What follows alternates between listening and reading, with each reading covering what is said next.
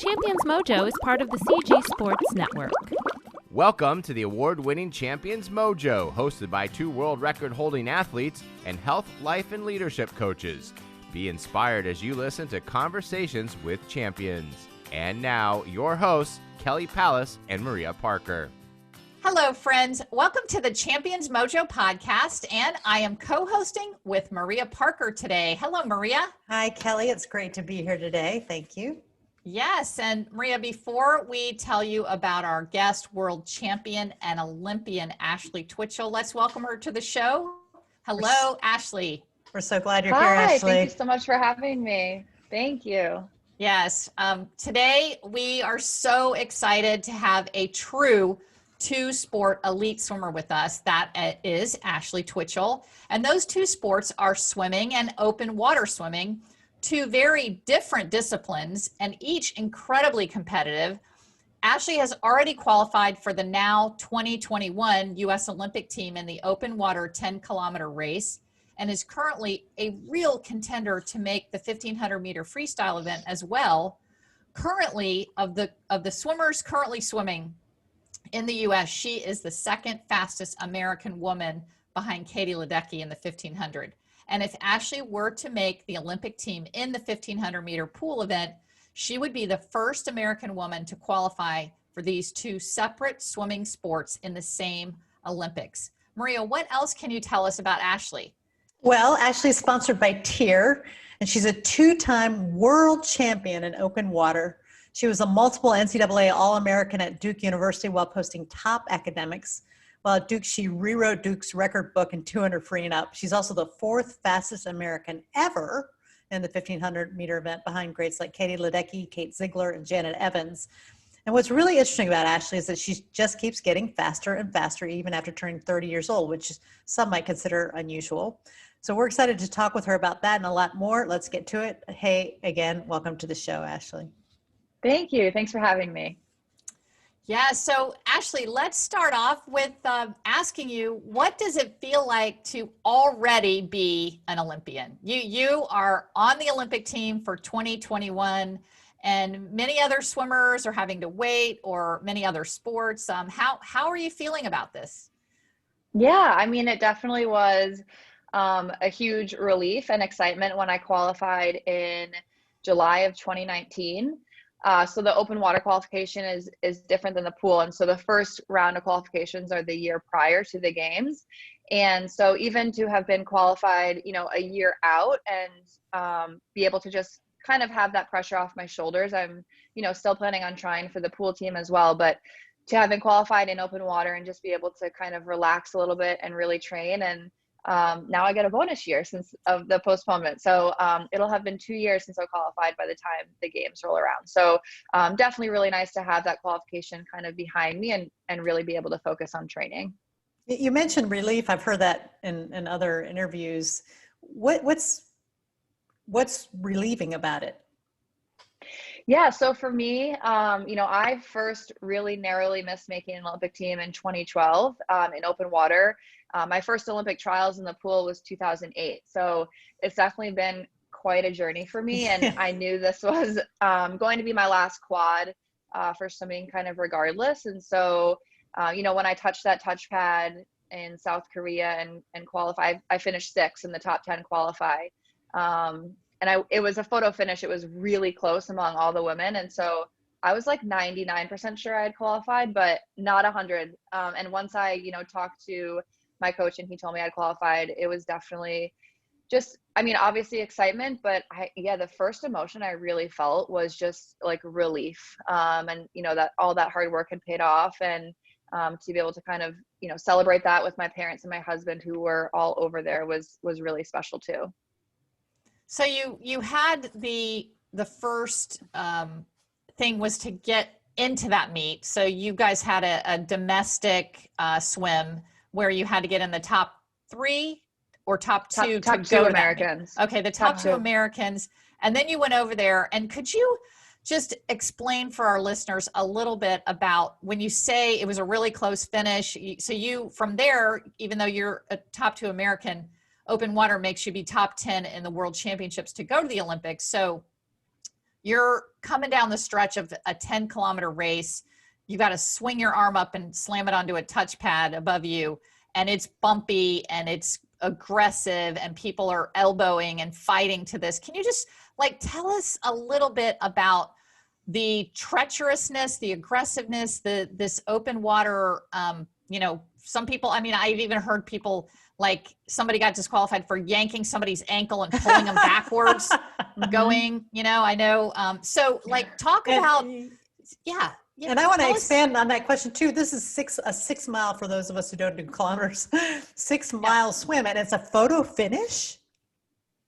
Yeah. So So, that race was a year and a half ago now, and still thinking about it, even though it already happened, I still kind of get anxiety thinking about it. All open water races kind of, make me feel like that. But, leading up to it, there were definitely nerves. And like I said, it was going to be my last quad. So I was planning on trying in the pool as well, but I really felt I wanted to qualify in open water. And so I did feel pretty relaxed going into it, which was nice. I think it's kind of a pro and a con that the race is 2 hours. So, it's not like a sprint or even a 1500, race in the pool. You have 2 hours. So you have plenty of time, but that also, there were times in the race where I would find myself kind of overthinking and, thinking okay, at the end of this 2 hours, I'll have qualified for the Olympics or I won't. And so as much as possible, I really tried to just stay centered in myself and focused on what was happening in that minute. Open water is, pretty crazy. You always have to be watching what people are doing. You never know when someone's going to break away, when the pack's going to break away. Turns and feeds are usually really chaotic, especially when it's an Olympic qualifier. So I felt looking back, I did a really good job of really trying to stay in the moment as much as possible. And coming around the last turn of the last lap, once you turned that buoy, it was an 800-meter stretch to the finish. And when I turned that buoy, it was still a massive group of women. And I remember thinking throughout the race, I hope this pack breaks up at some point. I hope we can break away. And, if there's just 8 of us or even 10 of us in this pack, but there was probably still 25, 30 women in that pack. And obviously only 10 are qualifying. And coming out of that turn, I knew I didn't know what place I was in, but I knew I wasn't in the top 10. I could see way more than, 10 women in front of me. And so I definitely felt a moment of panic. And in that moment, I told myself okay, well, there's 10 minutes left of the race. And no matter what, when I finish, I just want to make sure that I've given it everything I had. And of course, if I hadn't placed top 10, I would have been unbelievably disappointed and crushed, but I could have still been really proud that I had done everything in my power. And so that was kind of my mindset for that last 800 meters. And I found myself passing women and actually felt really strong, or as strong as you can feel after racing for 2 hours. And again, the finish was really close. I think it was between 4th and 11th place was less than 2 seconds. And the difference between 10th and 11th, so making the team and not, was 1/100th in a 2 hour race. So again, it was chaotic, and people are swimming over each other. And so I just did everything I could to kind of get a little bit of clean water to myself and get my hand on the touchpad as quickly as I could.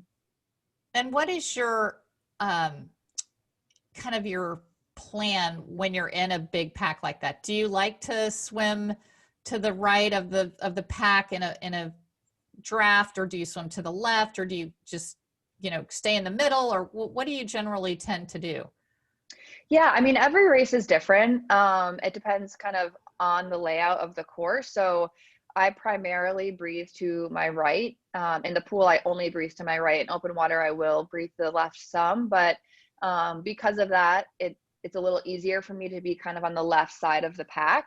But again, that I can only control that so much. There are times where I'm just going to be on the right of the pack, and I've gotten a lot more comfortable with that as I've gone along.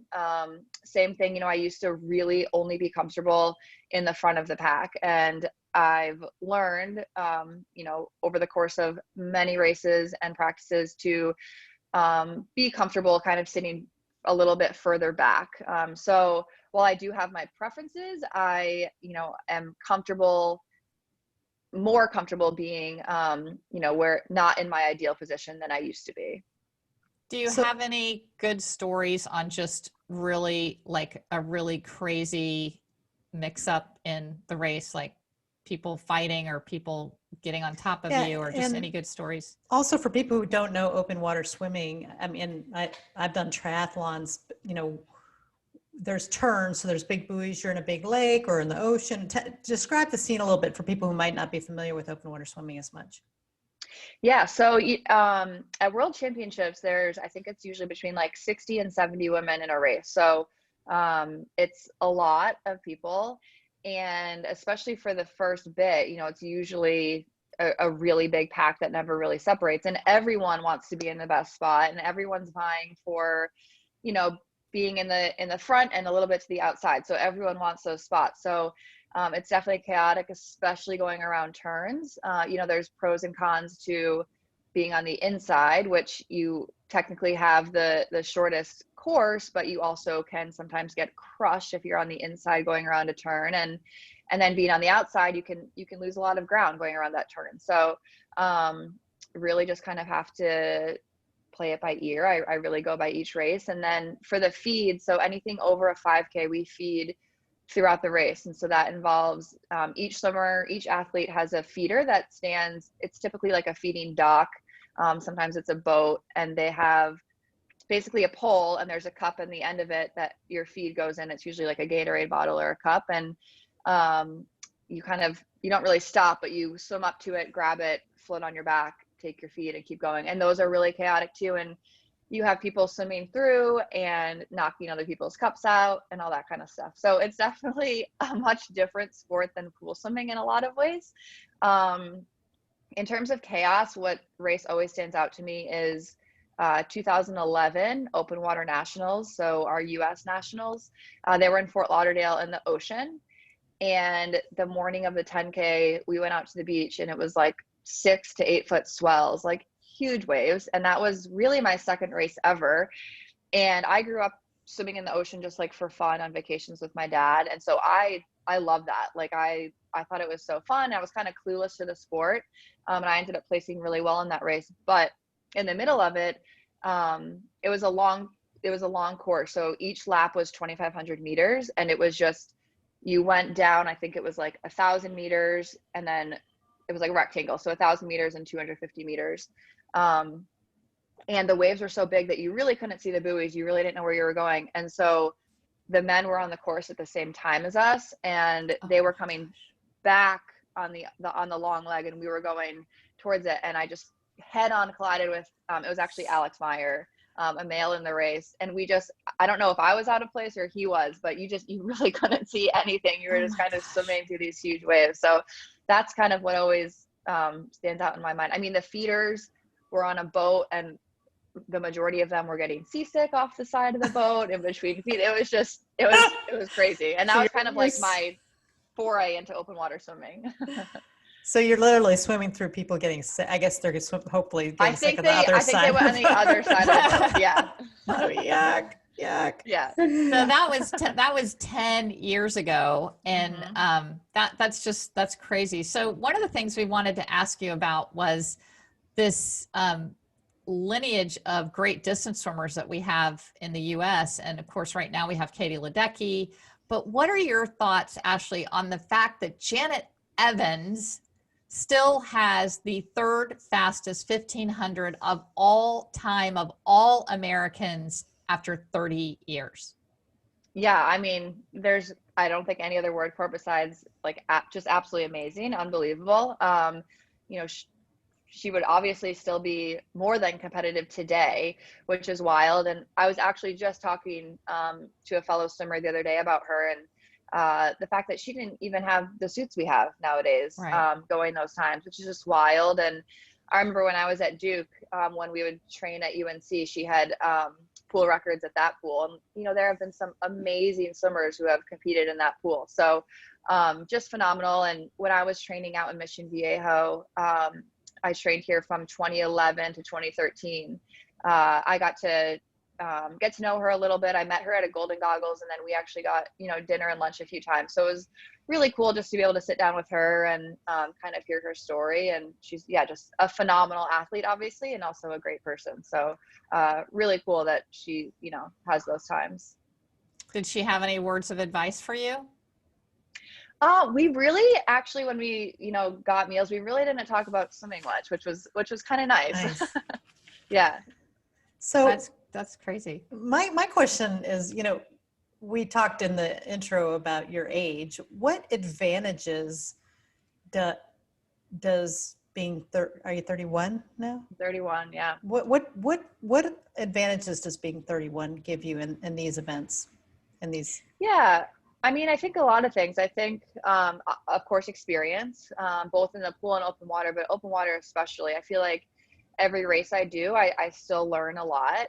And so I think that's something that, obviously helps me along the way. And then I think another really big thing is perspective. And like I said, I really narrowly missed making the Olympic team in 2012 in open water. And I was, I guess, I was 22 then. And so kind of being able to, that was 9 years ago. So being able to look back on that now and kind of, see what I learned and how I handled it. I think that helped me in 2015 when I missed making the team in open water, and 2016 when I missed making the team in the pool. I felt like I was much better able to handle those disappointments because of what I went through in 2012. And I feel like I'm still learning lessons, and I just feel like my perspective is a lot better as I've gotten older. Which sport does the experience help you in more, the open water or the pool? I think open water, just because of all the technicalities. I think that, like I said, I'm still learning. I'm definitely still improving on my turns. That's a huge weakness of mine in open water, pool too, but open water definitely. Kind of just the techniques, feeding as well. And so I think, the experience in open water is really helpful. So you said you're in Mission Viejo now, and are you back training there for a while, getting ready for trials? Are you going to stay there? What are your plans between now and Olympic trials for this 1500? Yeah, so I'm here for the month. I came out, I think, like the last day of January, and I will go directly to the San Antonio Tier Pro Swim Series from here. So out here for the month, and I'm out here with a training partner of mine from North Carolina, and so it's been great being back. It always feels like home here to me. I loved my time out here, and swimming within outdoors is what put me on the national team for the first time, my first international team, and so I have so many good memories out here. And of course, it's nice to swim outside as well. And been training with Haley Anderson, Jordan Wolomoski's been joining us some, David Heron, so a really great group. And then really haven't planned out the next few months so much. I like taking it kind of week by week, but we'll definitely compete in more pool meets, and then I'll do open water nationals along the way, and then possibly the Pro Swim Series in May, and then of course trials is what I'll really be gearing up for. Very, very good. So you guys are kind of got a little bit of an older training group there, and I would imagine that a lot of these young kids are looking up to you, like when the Mission Viejo younger kids see you there. What are your thoughts on leadership? Yeah, I mean, I think it's huge. I love, sometimes I feel really old, but I feel like for the most part, I kind of forget that, I'm almost 10 years older than a lot of these kids, if not more. My training base in North Carolina, we train with the club team as well, especially this year because of COVID. The kids aren't in school, so we're together in the mornings too. And, I feel like it goes both ways. Like, they keep me young, they keep it fun. They're so, energetic and they just have fun. And so that helps me. And I hope I can, help them too. And I personally like to lead by example. I'm not super vocal. And so just, getting in every day for practice, little things like getting in on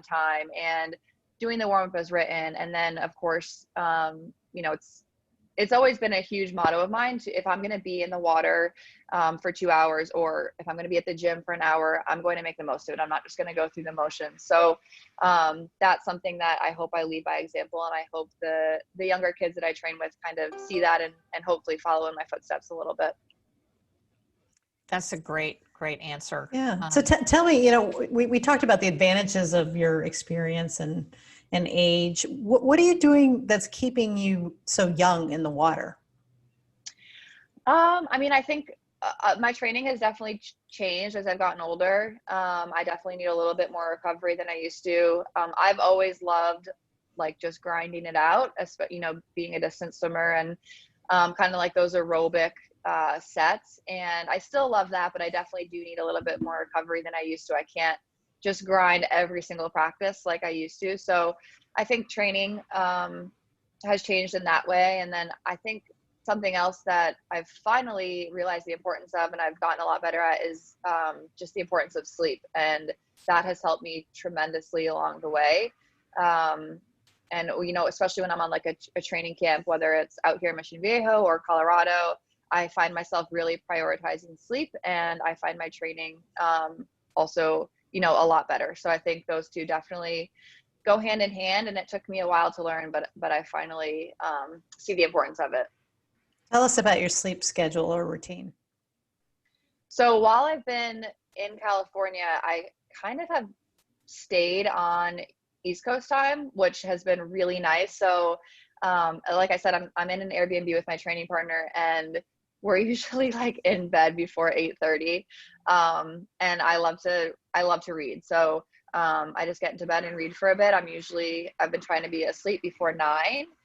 And then I wake up at 5:30, and most days I wake up before my alarm, which is really, really nice, and practice is at 7. So I'm able to just kind of have more of a relaxed morning than I usually do before practice, and eat breakfast and have coffee and kind of just chill a little bit, and then go to the pool, and I feel like refreshed, which is really nice, because I have also been on the other end of it and find myself in ruts where I'm getting very little sleep, you know, 5-6 hours, and I get sick. My training definitely takes a hit. So that's my current sleeping routine. I'm going to try to keep with it no matter where I am for these next 5-6 months. Yeah, I love traveling east to west, because you do get to stay on the East Coast time if you could do it. So it's the best. Yeah, Ashley, what has been your biggest obstacle in life? So I think, well, in terms of my swimming career, which swimming has been obviously a huge part of my life, I had a shoulder surgery in 2014. Oh my goodness. And that was really hard. So I had it in July of 2014, and Open Water Nationals, which was the first like round of the qualifier for the 2016 games, was in April of 2015. So I basically had, I guess it was like 9 months. And so not only was it really hard to get back in shape physically after a shoulder surgery and being out of the water, I think I was out of the water for 12 to 14 weeks. Mentally, it was really hard. And I found myself, you know, not only for the time out of the water, but once I got back into, I obviously had to take it really slow and build into it. And I just found myself thinking, like, comparing myself to what my competitors were probably doing. And so that was really hard. And then I got third at that Open Water Nationals, and the top 2 move on to the Olympic qualifier at World Championships. I did qualify for World Championships, but in the 5K and the 25K. So that was really hard. And kind of making that decision of whether or not I even wanted to keep swimming.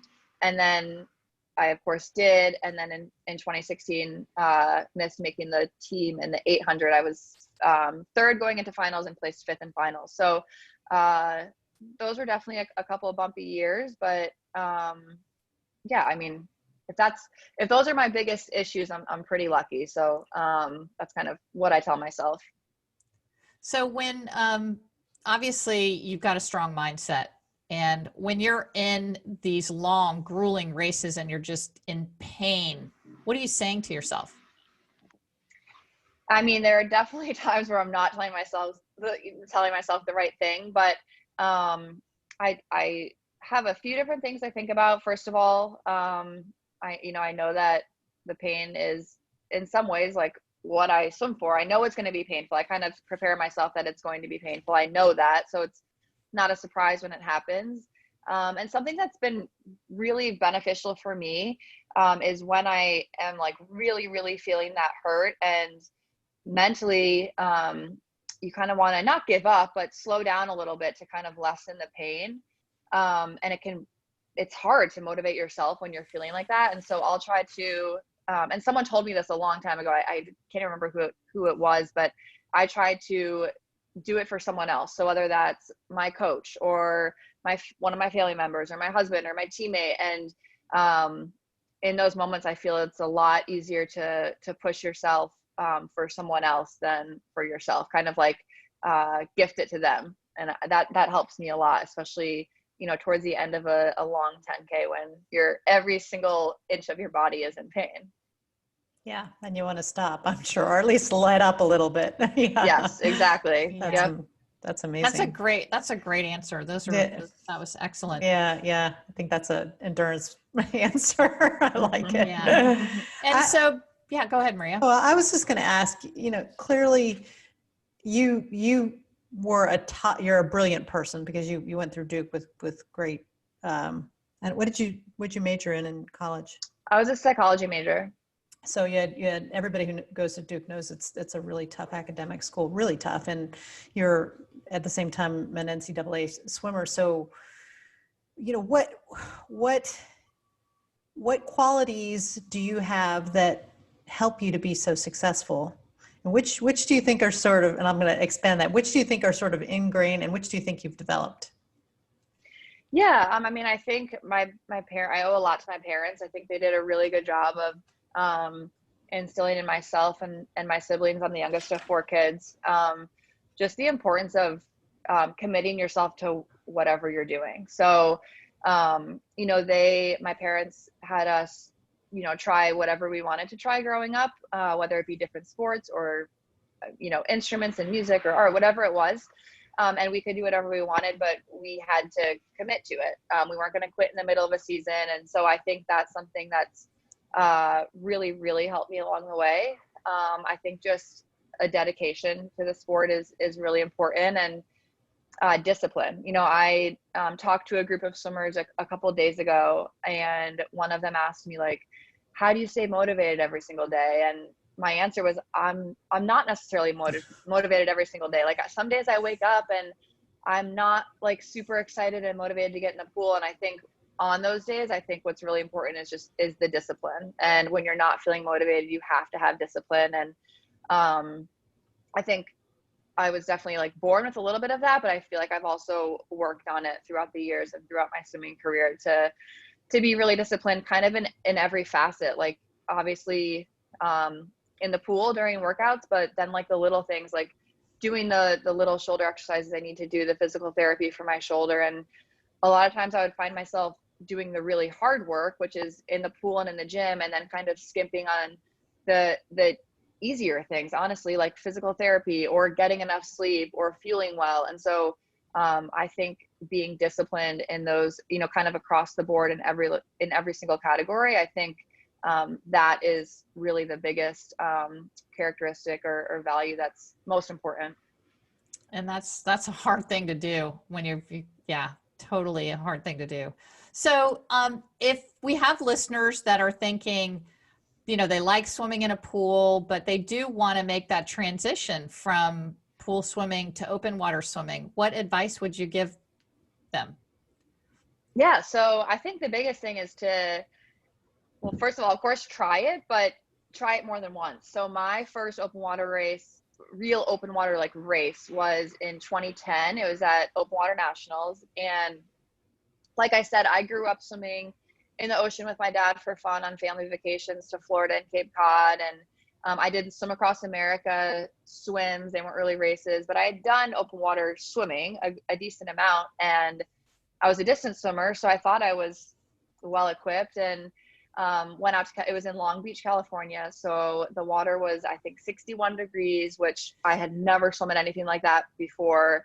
I didn't know anything about it. I didn't know anything about turns or drafting, feeding. I didn't even have a feeder. I didn't feed once throughout the 10K. And so it went pretty terribly for me. I think I finished second to last or last, and the 5K was set to be 2 days later. And my coaches were, kind of like, maybe open water isn't your thing. You don't have to do the 5K. Like, we could just enjoy the weekend in California and fly back. But I knew that if I didn't do that 5K, I would probably never touch open water. So I did the 5K. Obviously, it's half the time, so the temperature didn't affect me as much. There's no feeding, so I didn't have to worry about that, and it went a lot better. I placed 8th, and it was just a better race overall. And then my next race was Open Water Nationals the next year, which is when I qualified for my first international team. So, like I said, it has similarities to pool swimming for sure, but it also has a lot of differences. And so allow yourself the time to learn those differences and learn from every race you do. And I think another big thing is just, get as much knowledge as you can from more experienced swimmers. That's something that helped me so much. Leading into 2011 nationals, I went to the Open Water Select Camp, and that's where they taught us so much information about strategies and turns and feeding and drafting. And so that was huge for me to learn all of those things. And we had a couple of national teamers at that camp kind of mentoring us. And so to have them was huge. And so ask the questions and learn and kind of soak in all you can and know that it's a lot different, and you'll learn every single race you do. But definitely give it a chance or two, because you might not love it the first time. It's very different. What was the coldest and hottest water you've ever swum in? So the coldest 10K I've done was either the one in Long Beach or the Olympic qualifier in Portugal was really cold too. I think it was right around 60 degrees. I also have done the Tiburon Mile several times. And I think that water, I think the coldest I've done it was like 58 or 59, but it's a mile. So it's like 16, 17 minutes. So mentally a lot easier to get through that than knowing you're going to be in it for 2 hours. And then the warmest was probably World Championships in Shanghai, China. I did the 5K individual and the team 5K there. And the water, I think, was like 87, 88 degrees. And then the air was so hot and humid as well. So dangerous levels of heat for sure. Again, which one did you prefer of those two, if you had to do really cold or really hot? I've gotten a lot better with really cold, and I really, at this point, I don't mind racing in really cold, but I hate practicing in it. Like I hate that. But during a race, like the adrenaline, and that's kind of the last thing you're thinking about is how cold you are. And then my body typically tolerates the heat pretty well. So while it wouldn't be my preference, I would love to swim in like 78, 79 degree water. I can handle the warmer temperatures pretty well. Do you wear different suits based on the water temperature? This is from a newbie here. Yeah, so we did not used to. So it used to be only technical suits. So the open water technical suits are pretty much exactly the same as the pool, but they go down to the ankles instead of the knee. But it was a few years ago, FINA did change the rules. So now in certain water temperatures, there's a category where it's wetsuit optional. So you can wear a wetsuit if you want. And then below a certain temperature, it is, I think it's below 65, it is wetsuit mandatory. So it's like, so you have to wear a full wetsuit. Yeah, but I have never done a 10K with a wetsuit, because I've never done one where the water's been that cold since then. Are the times different between when people are wetsuit optional and not wetsuits? Are they faster? Yeah, I think, there's only been a couple of races. It's been a couple of World Cups where the athletes have worn wetsuits, and I think the times typically are faster just because of the buoyancy of the wetsuit. So I have a question. What do you have in your bag to keep getting better? Because I know with all this experience, you've seen several cycles of getting better, and you're getting better and better, but you must have something that you're thinking, this is what's going to get me to the Olympics and get me the medal or whatever. I think honestly, the biggest thing is mindset. And like I said earlier, just perspective. I found myself leading up to World Championships in 2019, which was also the Olympic qualifier. A few months out, I found myself having pretty negative self-talk, along the lines of, if I don't qualify in the top 10, then like this all will have been a waste. And why did I keep swimming? And why did I put off other things that I want to do in my life to swim, and then to not end up making the Olympic team? And, you know, it was like probably a week of thinking like that. And finally, instead of internalizing it, I talked to, you know, my husband and my family about kind of what I was feeling and those thoughts. And by actually vocalizing it and verbalizing it, I was able to see that that was crazy. And even if I hadn't qualified, it still would have been worth it. You know, I'm not defined by whether or not I make an Olympic team. And of course, I would have been really disappointed and really crushed had I not qualified in that top 10. But again, I think as long as I did everything I could leading up to it and in the race to get myself there, if I fell short, I could still be really proud. And this is another thing I said to the group of kids I was talking to a couple of days ago. If you have a really big goal, a scary goal and dream, it's hard to put yourself out there and know that you might, I don't like saying fail, you might fall short. But at the end of the day, if you do kind of give it everything you have, and you do fall short, that's something to be really, really proud of. That takes a lot of courage for sure. And it might take, you know, days or weeks or months or even years to kind of get past that disappointment. But I feel like when you do, it's definitely something to be really, really proud of, that you were able to kind of lay it all on the line and know that you might still fall short. Oh, I love that. Yeah, that's fantastic. So in the interest of time, Ashley, what have we not asked you that you might want to share with our listeners? I think the biggest thing is for I guess any listener, no matter what your age or, you know, if you're swimmer, no matter what your level is, to, as much as you can, not compare yourself to others. It's still something I'm working on for sure, but I think it's a trap we all fall into. And, you know, I find myself looking at my competitors, especially, I think it's so easy nowadays with social media to kind of have at your fingertips what everyone else is doing. And it's so easy to see what someone else is doing and automatically think like, oh, I should be doing that, or I'm not doing enough, or I'm doing too much, and compare yourself to someone else, or how have they qualified for that meet and I haven't yet. And just to, as much as you can, not compare yourself to others and realize that everyone's path is so different. I didn't make my first national team until I was 21, and I didn't make an Olympic team until I had just turned 30. So just realizing that everyone's path is so different. And I think something that has helped me, and of course everyone is different, but if it can help anyone else, I would love to share, is for the past 2 to 3 years now, before any big competition, I will delete social media off of my phone. And that has been really, really helpful for me. I think I didn't realize myself until I got rid of it, how much, you know, kind of just added stress and anxiety it was causing me just to be scrolling through. And so that's been really helpful for me. So I, you know, recommend at least trying it and see if it can work for you. But yeah, it just helps to not compare yourself to others and what other people are doing and what other people are saying.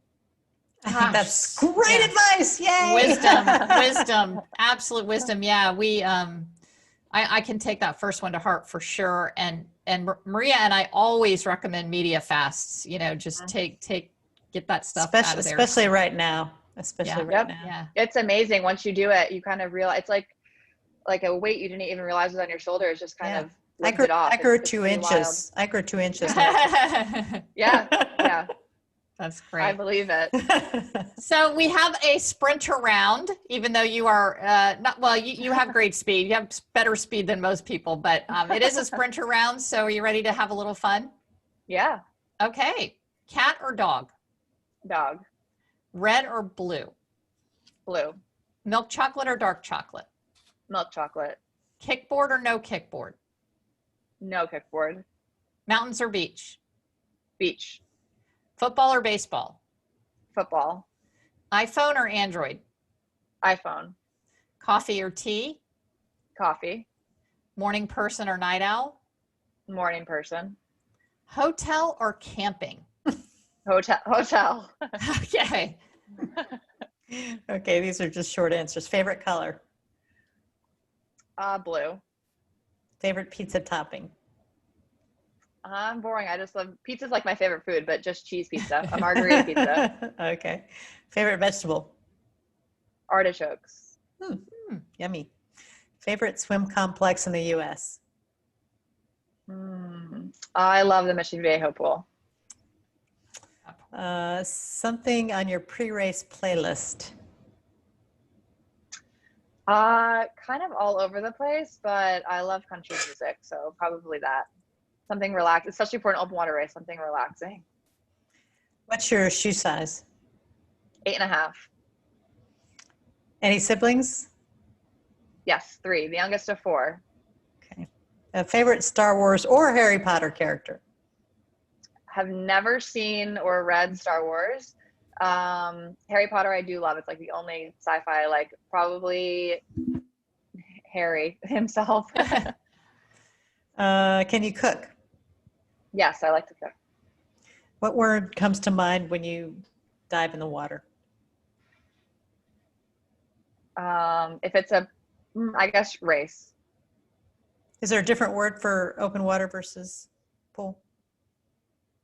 I think the other one besides race would be just relax. I think that's the key for me. I swim fastest when I'm relaxed. So especially in an open water race with how chaotic they can be, that's something I need to remind myself of. That's great. Wonderful. So Ashley, thank you so much for your time today. And it's just been wonderful to get to know you a little bit better. And we will be cheering for you like crazy. And congrats on all your great swimming and for inspiring all of us. Thank you so much.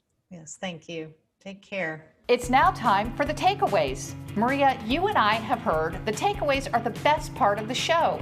That's right, Kelly, because the takeaways are curated information, which is what we give to our clients when we coach them. If you would like to take your performance to the next level in health, life, or leadership, go to our website and schedule your free 30-minute consultation. Yes, just click on our coaching page and book there. We're looking forward to bringing out the champion in you. And now, the takeaways. So, Maria, a fellow endurance athlete like the two of us, and such a wise woman. What a great interview. I got so much out of it. How about you? Yeah, I loved Ashley Twichell. She was wonderful. Just as the wisdom, that comes from experience is wonderful.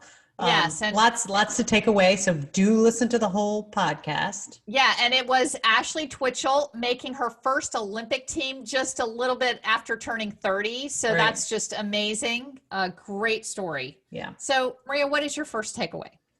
Well, I there were a lot, but I'm going to start with this. She mentioned that having big, scary goals takes courage. And when she talks to other, she mentioned talking to younger people, she said, you should, if you fall short, she said, I don't like to use the word fail, but if you have a really big, scary, hard goal and you don't quite get it, that's okay. You should feel good about yourself for creating these. Like a lot of times people don't even try. So if you put a big goal out there and then, you fall short, you almost, you got someplace from that. And I think that's a good reminder for those of us who are ambitious about our goal setting.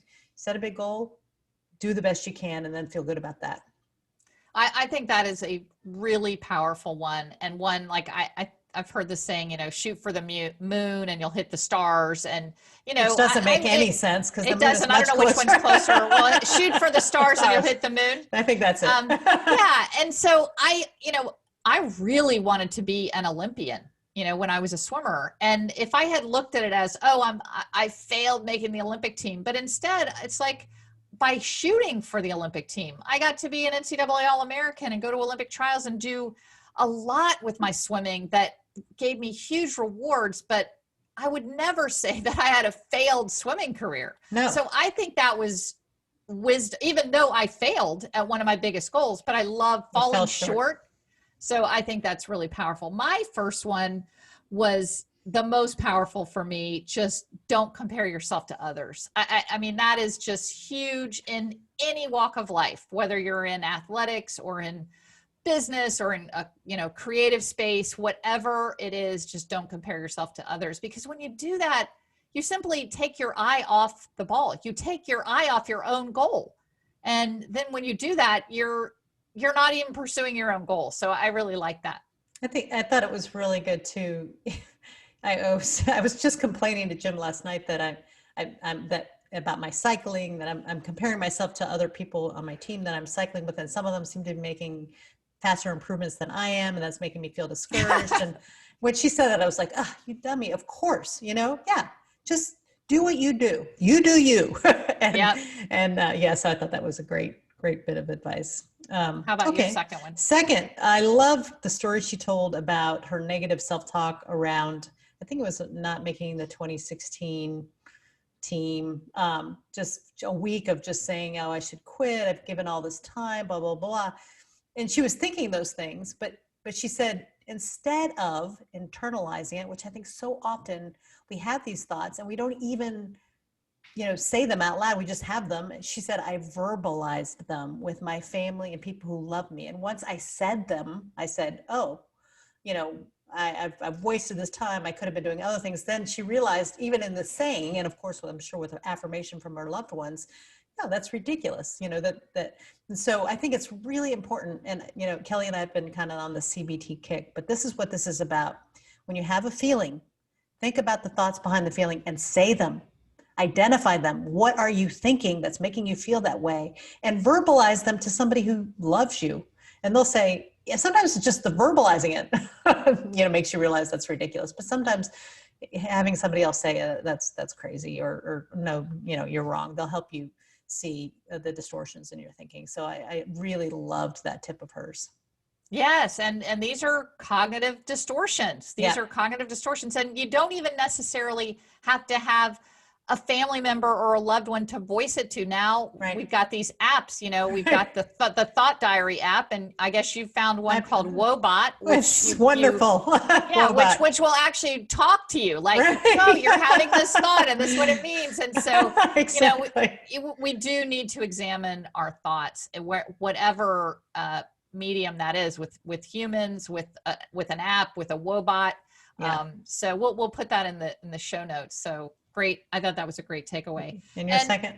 My last one is her discipline. Like, she said that discipline is one of her superpowers, but that she does need to work it like a muscle, which I loved. I could totally relate to that. I'm sure many of us can. So we all have discipline for big things. So if your big thing is, oh, I'm going to run for 45 minutes, or I'm going to swim for 45 minutes, but then you don't have the discipline to do the little things. Like for me, I so related to the shoulder exercises. Yeah. So I can force myself to get in and do, a swim workout, but then I really need to do those small little exercises for my shoulders to keep them healthy. And sometimes I just don't have the discipline to do that. So she said, real discipline is having that overall time where you're working every part of your plan that's going to help you achieve your goals. And discipline for me, and I love this description,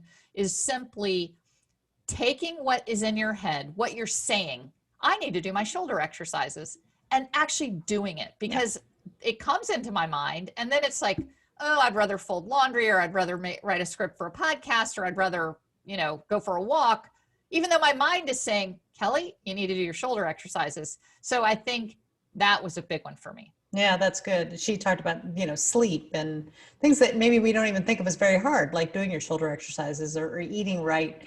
Yeah, if you don't do those, then the hard things are going to be somewhat wasted. So I love that too. And I'm constantly saying, just skipping the little things. So I think that's a great bit of advice. You've been listening to the Champions Mojo podcast with host Kelly Palace and Maria Parker. Champions Mojo is produced by Cabra Media, and a new episode debuts every Tuesday.